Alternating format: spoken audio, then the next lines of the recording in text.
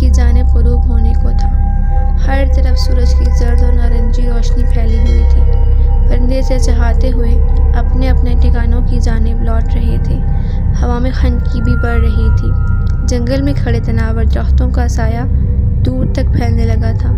ان تمام صورتحال سے پریشان ایڈی جانسن جنگل کے عین وسط میں کھڑا کسی گہری سوچ میں غرق تھا۔ ایڈی جانسن یہاں جنگل میں اکیلا شکار کھیلنے کی غرض سے آیا تھا۔ سارا دن شکار کھیلنے کے بعد اب جب کہ سورج غروب ہونے کو تھا تو ایڈی راستہ بھٹک گیا تھا۔ ایڈی کو کچھ بجھائی نہیں دے رہا تھا کہ وہ کیا کرے، کہاں جائے۔ تمام راستے ایک جیسے دکھتے تھے۔ وہ ہر حال میں سورج ڈھلنے سے پہلے یہاں سے نکل جانا چاہتا تھا، کیونکہ اندھیرا ہوتے ہی تمام جنگلی جانور آزاد گھومنے لگتے تھے، جن کے بیچ رہنا خطرے سے خالی نہیں تھا۔ مگر اس کی یہ کوشش کسی نقشے کے شکار کھیلتے کھیلتے اتنی دور نکل آیا کہ اس کا راستہ بھٹک جانا یقینی تھا۔ بدقسمتی سے اس کے پاس فون کی سہولت بھی موجود نہیں تھی، جس کی مدد سے وہ کسی کو مدد کے لیے بلا سکتا۔ مایوسی ایڈی کے چاروں طرف منہ کھولے بیٹھی تھی، جس کی وجہ سے وہ جنگل کے ٹھیک بیچوں بیچ کھڑا یہاں سے کسی بھی طرح نکل جانے کی فکر میں مبتلا تھا۔ بہرحال ایڈی نے زیادہ نہ سوچا اور گہری سانس لے کر دل میں ایک نئی امید پیدا کی اور بغیر کسی راستے کا تعین کیے ایک جانب چل پڑا۔ ایڈی نہ جانے کتنی دیر ادھر ادھر بے مقصد گھومتا رہا، مگر اسے جنگل سے باہر جانے کا کوئی بھی راستہ نہ ملا۔ پھر بھی وہ چلتا رہا، کیونکہ مایوس ہونے کا بھی کوئی فائدہ نہیں تھا۔ آخر زندگی کسے پیاری نہیں ہوتی، اور پھر اکیلا وہ اس ویران اور سنسان جنگل میں بھی رات گزارنے سے رہا۔ ایسے میں جب اس کے پاس جنگلی جانوروں سے اپنے تحفظ کے لیے چھت درکار نہ ہو، شکار کھیلنے کے لیے جو اسلحہ وہ اپنے ساتھ لایا تھا وہ بھی ایک طرح سے مفلوج ہو چکا تھا۔ جب قسمت خراب ہو تو مشکلیں بھی چاروں طرف سے نازل ہوتی ہیں۔ ایسا ہی کچھ ایڈی کے ساتھ ہوا تھا، مگر وہ بھی ہمت ہارنے والوں میں سے نہیں تھا، لہٰذا وہ اپنی تمام تر ہمت اور حوصلے کے ساتھ رواں دواں تھا۔ سورج مغرب کی جانب مکمل غروب ہو چکا تھا، مگر آسمان میں ابھی بھی ہلکی ہلکی روشنی چھائی ہوئی تھی، جس کے باعث ایڈی دیکھ سکتا تھا۔ اس کے دل کو سکون تھا۔ ہوا کی خنکی میں مزید اضافہ ہو گیا تھا۔ ایڈی کو اب اس ویران جنگل سے خوف آنے لگا تھا، مگر وہ چلتا رہا، اسی امید کے ساتھ کہ شاید کہیں سے کوئی راستہ مل جائے۔ آخر امید پر ہی تو دنیا قائم ہے۔ اب وقتاً فوقتاً جھینگروں کے بولنے کی آواز سنائی دینے لگی تھی۔ دور کہیں جب کوئی پرندہ اپنے پر پھڑا کر چیختا ہوا آسمان کی جانب پرواز کرتا تو فضا میں عجیب سی وحشت طاری ہو جاتی۔ ایڈی مضبوط اعصاب کا مالک ایک خوبصورت نوجوان تھا، لہٰذا وہ یہ سب برداشت کیے ہوئے تھا۔ ایڈی یوں ہی چلتا جا رہا تھا کہ اس کی نظر سامنے لکڑی کے بنے چھوٹے سے گھر پر پڑی، جس کے اندر جلتی زرد روشنی کھڑکی سے دکھائی دے رہی تھی۔ خوشگوار حیرت کے باعث ایڈی کا دل خوشی سے مچلنے لگا۔ جنگل کے اس گھراٹوپ اندھیرے میں اس گھر کا مل جانا کسی معجزے سے کم نہیں تھا۔ گھر کے اندر جلتی زرد روشنی کسی کی موجودگی کا ثبوت دے رہی تھی۔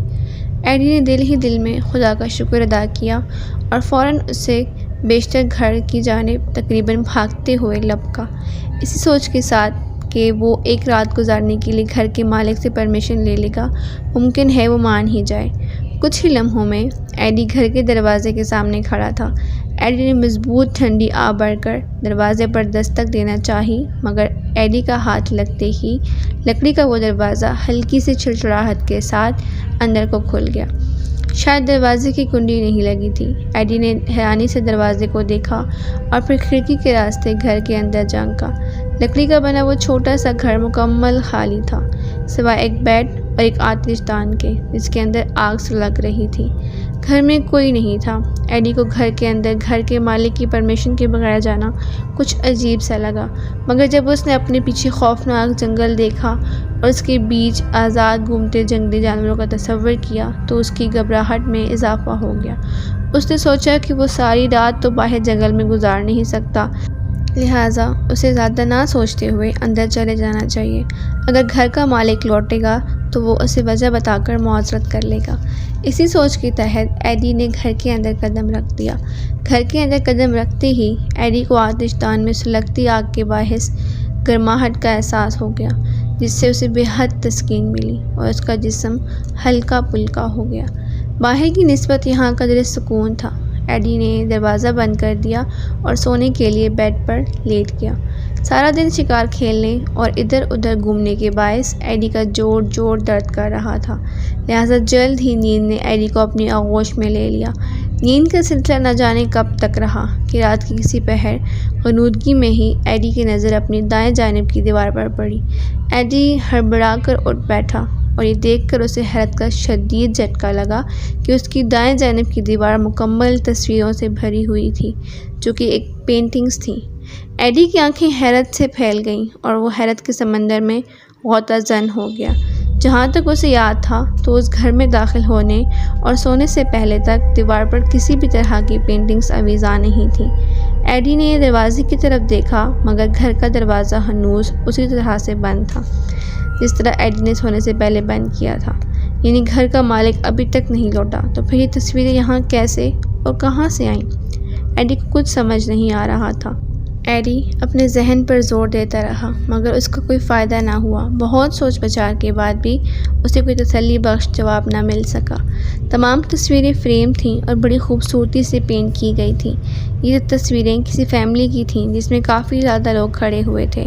سب تصویریں اصلی معلوم ہوتی تھیں اور حیرت انگیز طور پر سب کی سب تصویریں ایک سے بڑھ کر ایک خوفناک تھیں۔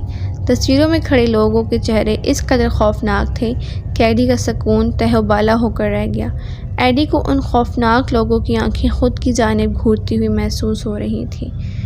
اگلے ہی لمحے کچھ ایسا ہوا جس کی وجہ سے ایڈی اپنے حواس پر قابو نہ رکھ پایا۔ ان پینٹنگز میں موجود لوگ تصویروں سے باہر نکلنے لگے اور ایڈی کی جانب بڑھنے لگے۔ ایڈی یہ سب دیکھ کر خوفزدہ ہو گیا اور اس نے وہاں سے بھاگ جانے میں ہی غنیمت جانی۔ وہ بھاگتا رہا اور وہ لوگ اس کا پیچھا کرتے رہے۔ بھاگتے بھاگتے ایڈی نے آسمان کی جانب دیکھا تو اس کو یہ دیکھ کر سکون ملا کہ کچھ ہی دیر میں صبح ہونے والی تھی اور سورج طلوع ہونے لگا تھا۔ ایڈی بھاگتا رہا اپنی جان کی خاطر۔ ایڈی کو یہ معلوم تھا کہ تمام آتمائیں دن کو کمزور ہو جاتی ہیں اور وہ سورج کی کرنیں برداشت نہیں کر پاتی۔ جیسے ہی اس کے دماغ میں یہ خیال آیا وہ تیزی سے بھاگنے لگا۔ اس نے پیچھے مڑ کے دیکھا تو وہ لوگ اس کے بہت قریب آ چکے تھے اور اچانک اس نے اپنی رفتار مزید تیز کر دی کہ اچانک اس کا پاؤں کسی ٹوٹے ہوئے درخت کے تنے کے ساتھ لگا اور وہ زمین پر گر پڑا اور وہ تمام کے تمام لوگ اس کے پاس آنے لگے۔ جیسے ہی وہ لوگ اس پر حملہ کرنے لگے تو سورج کی پہلی کرن اس کے لیے بہت ہی خوش نصیب ثابت ہوئی، کیونکہ سورج کی کرن پڑتے ہی وہ تمام کے تمام لوگ جلنے لگے اور وہاں سے غائب ہو گئے۔ ایڈی نے خدا کا شکر ادا کیا اور دوبارہ اٹھ کھڑا ہوا اور راستہ تلاش کرنے لگا۔ کچھ دور جاتے ہی سامنے کا منظر اس کے لیے کسی جنت سے کم نہیں تھا، کیونکہ سامنے سڑک موجود تھی اور اس کی وہ گاڑی بھی جو اس نے سڑک کے کنارے پارک کی تھی۔ ایڈی نے توبہ کی کہ وہ آئندہ کبھی بھی اتنی رات تک جنگل میں شکار کھیلنے کے لیے نہیں رکے گا، اور وہ گاڑی میں بیٹھ کے وہاں سے چلا گیا اور اس طرح سے اس کی جان بچ گئی۔